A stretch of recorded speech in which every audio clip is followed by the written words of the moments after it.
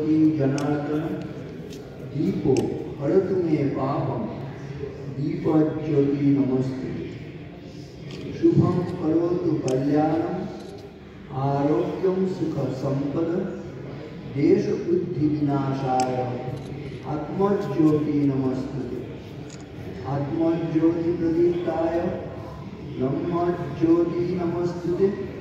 ब्रह्मज्योति प्रदीप्ताय गुरुज्योति नमस्ते। स्वस्ति श्रद्धां यशः प्रज्ञां विद्यां बुद्धिं श्रियं बलम् आयुष्यं तेज आरोग्यम देहि में भगवान। दीपज्योति के प्रणाम जनाए भगवान श्री रामकृष्ण देव की, जगज्जननी शारदा देवी के, युगाचार्य स्वामी विवेकानंद के, जगद्धात्री माता एवं वीरेश्वर शिव जी के अंतरे श्रद्धा প্রীতি নমস্কার জ্ঞাপন করি। শান্ত সুখানন্দী এখানে উপস্থিত রয়েছেন, দিব্য প্রজ্ঞানন্দী উপস্থিত রয়েছেন। অনেক অনেক শ্রদ্ধা প্রীতি নমস্কার, শ্রদ্ধা এবং নমস্কার দিই জানাই এবং কৃতজ্ঞতা জানাই সিদ্ধার্থ সম্পর্কে সরকারকে, যে কিনা আমাদের কাছে এই প্রস্তাব নিয়ে এসেছিল। এই ভাবনাগুলো আমাদের মনের মধ্যে ছিল যে কখনো যদি এখানে এ ধরনের কোনো প্রদর্শনীর ব্যবস্থা করা যায়, চিত্রকলা ইত্যাদি, কিন্তু সেগুলো কার্যকর হয়নি। সিদ্ধার্থ এগিয়ে আসতে আমাদের মনে হলো আমাদের তো সে ধরনের অভিজ্ঞতা নেই, তুমি বলছো বেশ কয়েক বছর ধরে এটা কাজটা করছো, আমাদের হয়ে তুমি যদি এখানে অর্গানাইজ করো তাহলে আমরা এটা করতে আগ্রহী আছি। তা সে এগিয়ে এসেছে বলেই কিন্তু আজকে এই অনুষ্ঠান সুন্দরভাবে করা যাচ্ছে। আপনারা সকলে যুক্ত হয়েছেন, সামনে যারা এসেছেন আপনাদের আন্তরিকভাবে স্বাগত জানাচ্ছি, সুস্বাগত জানাচ্ছি।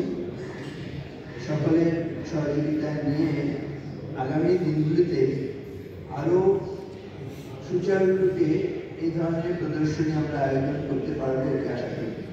ইতিমধ্যেই যাতে আমরা পরবর্তী ধাপের দিকে এগিয়ে যেতে পারি, এক্সিবিটির জন্য যে স্ট্যান্ডগুলো দরকার, যে বাইরে থেকে কেন ভাড়া করে আমরা করব, আমরা নিজেরাই আমাদের অ্যাসেট হিসাবেই আমরা নতুনভাবে কিনেই নেব, কারণ একদিনে এটা শেষ হয়ে যাবে এরকম। এটা দিয়ে শুভ সূচনা হলো।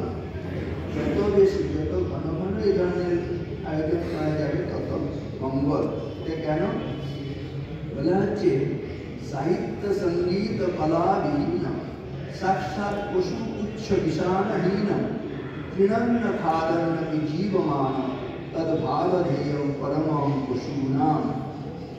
যে মানুষের মধ্যে সাহিত্যের চর্চা থাকে না, সঙ্গীতের চর্চা থাকে না, কলা চারুকলা ইত্যাদির চর্চা থাকে না, সে হচ্ছে ল্যাজ এবং শিংবিহীন মানুষ। আসলে পশু, সে শিং ল্যাজ কার থাকে? পশুর থাকে।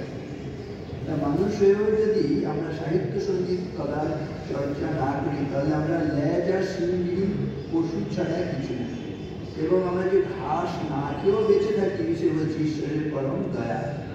জন্য সত্যিকারের মনুষ্যত্ব অর্জনের জন্য এই উচ্চ উচ্চ চিন্তা, মনের উচ্চ গতি একান্ত প্রয়োজন। আমাদের সাধারণ মানুষের মন অন্য পাঁচটা জীবের যেরকম লিঙ্গ গুচ্ছ নাভি মননের নিম্ন স্তরগুলিতে থাকে, কিন্তু মানুষ ইচ্ছে করলে এই নাভি থেকে হৃদয়ে, হৃদয় থেকে কণ্ঠে, কণ্ঠ থেকে ভূমধ্যে, সহস্রার এত এত আমাদের শরীরে যে উচ্চ ভূমিগুলো আছে সেখানে মনকে নিয়ে যেতে হবে।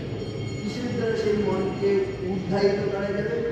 এইসব উচ্চ চিন্তা, উচ্চ ভাবনার মধ্য দিয়ে আমরা ভূমি থেকে ভূমাকে স্পর্শ করতে পারি। তা না হলে আমরা পশুই থেকে যাই।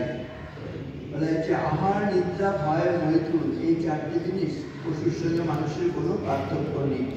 কিন্তু মানুষ কিসে মানুষ হয়?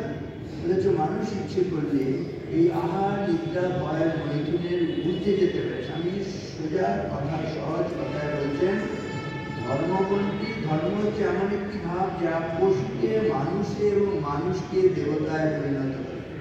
এই পশুভাব জৈবিক ভাব তো আমাদের আছে, কিন্তু জৈবিক ভাব থেকে মানুষ একমাত্র পারি দৈবিক ভাবে উন্নীত হতে। অন্য পশুরা সেটা পারে না, তারা প্রকৃতির বশবর্তী হয়ে চলে, ইনস্টিংক্ট নিয়েই থাকে, তার ঊর্ধ্বে তারা যেতে পারে না।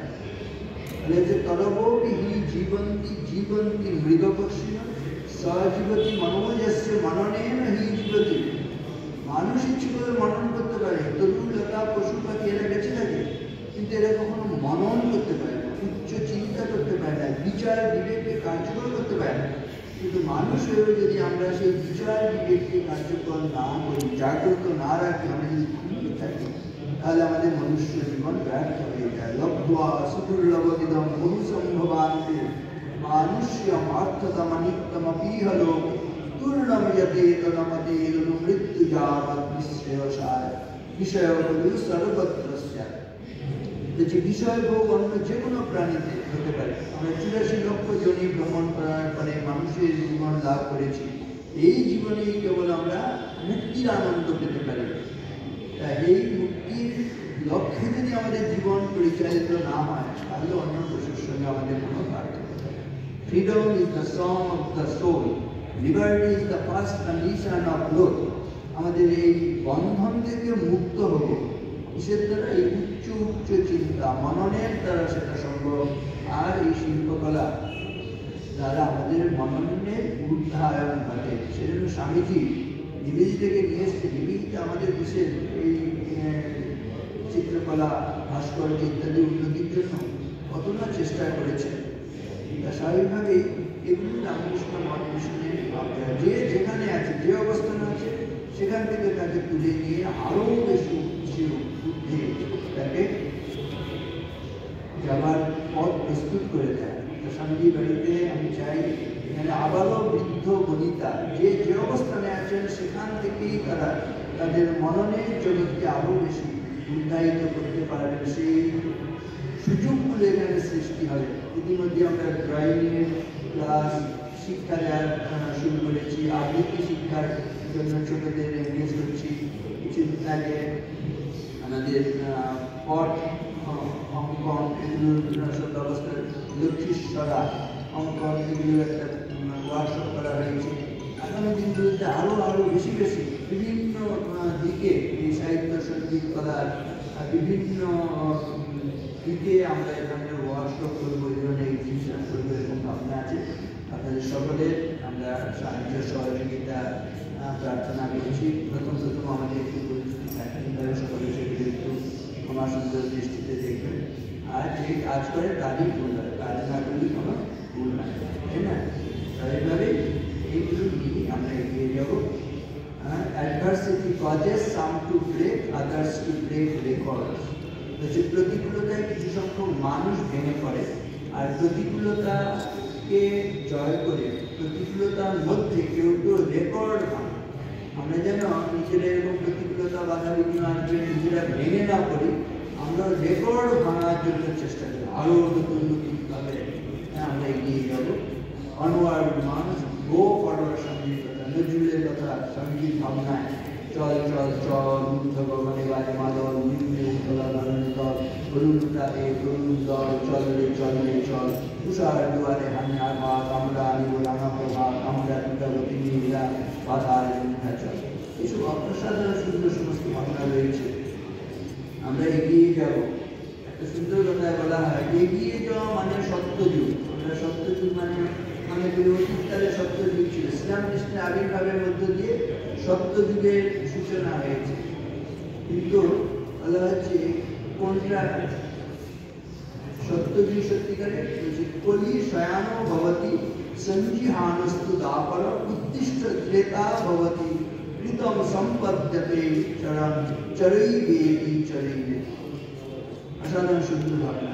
আমি আপনি যদি ঘুমিয়ে থাকি, তখন আমার আপনার জীবনে কলিকাল। কলি শয়ানো ভবতি, শুয়ে থাকলে বা ঘুমিয়ে থাকলে আমার আপনার জীবনে কলিকাল। কলি শয়ানো ভবতি সঞ্জিহানস্তু দাপর, জেগে উঠে আমার আপনার জীবনে দাপর যুগ শুরু। উত্তিষ্ঠ ত্রেতা ভবতি, উঠে দাঁড়ালে আমার আপনার জীবনে ত্রেতা যুগ।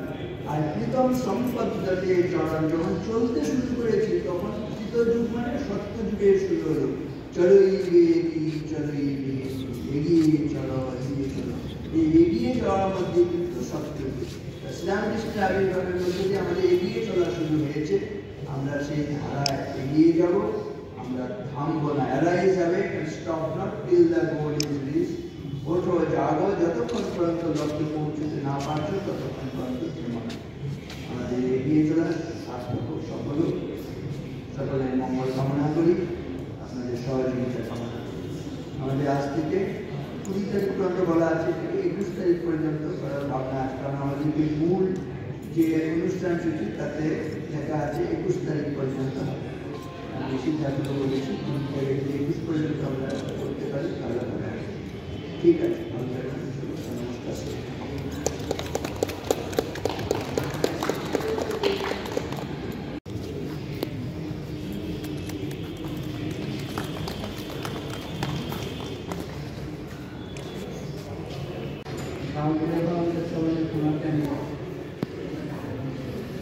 আজকের এই মহৎ বাড়িতে আসতে পেরে গর্বিত হচ্ছে এবং সম্পূর্ণ এই জন্য আমাকে এখানে আনার জন্য মাননীয় জয়ের বোস এবং সিদ্ধার্থবাবু আছেন এবং মাননীয় স্বামীজিরা আছেন। আমার স্ত্রী আর কি এই জয়দেবের এই কর্মসূচিটা জানার পরে, এই অনুষ্ঠানটা জানার পরে আমার স্ত্রী আমাকে বলেছেন যে যদি বিবেকানন্দের বাড়িতে যদি একটা কিছু দেওয়া যায়, সেটা যদি ওই বাড়িতে রাখি তাহলে স্বামীজিদের সঙ্গে বিবেকানন্দের সঙ্গে আমার ছবিটা অনেকেই দেখতে পাবে।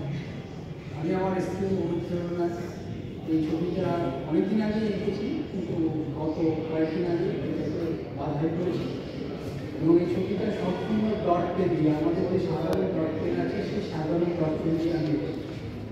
আমার মোটামুটি সব ছবি সাধারণ ডট পেনের উপরেই আছে। এটাই আমি সবাইকে আমার প্রণাম।